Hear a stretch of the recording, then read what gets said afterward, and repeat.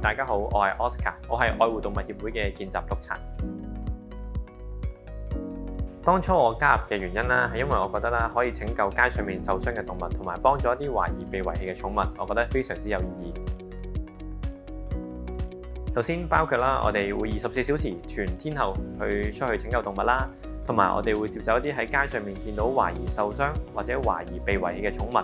同埋我哋亦都會協助警方去處理一啲懷疑涉及虐待動物嘅案件嘅。當處理一啲懷疑虐待動物嘅個案嘅時候啦，我哋係唯一一個可以同警方合作處理案件嘅動物福利機構啦，同埋我哋亦都會提供啲證供去俾警方協助佢哋進行檢控嘅。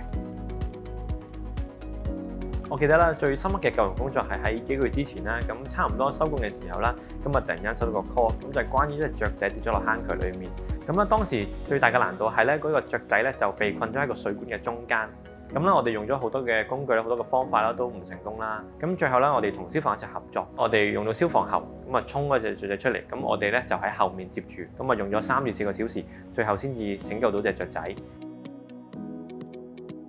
最具挑戰性咧，就係我哋時不時咧都會接觸一啲窗台貓啦，我哋亦都係需要進行啲嘅高空嘅拯救啦，因為有好多時候好多人都冇裝窗網，咁啊啲貓會爬出窗，咁所以呢個情況咧，我哋係需要出去有機會游繩，亦都有機會去上消防嘅雲梯車啦，去拯救動物，咁所以呢啲種呢啲都係非常之具挑戰性嘅。咁同埋我哋亦都要應付全天候嘅天氣，因為我哋係24小時都要出去嘅，咁所以無論夜晚幾夜都好，幾早都好，我哋都要去拯救動物。最有成就感就係可以拯救啲受傷嘅動物啦，同埋可能最後一啲受傷嘅動物，咁可能佢係被遺棄嘅，或者可能佢係一啲好病嘅動物，最後成功俾人領養，亦都係最後康復，亦都係令到我最有呢個成就感嘅。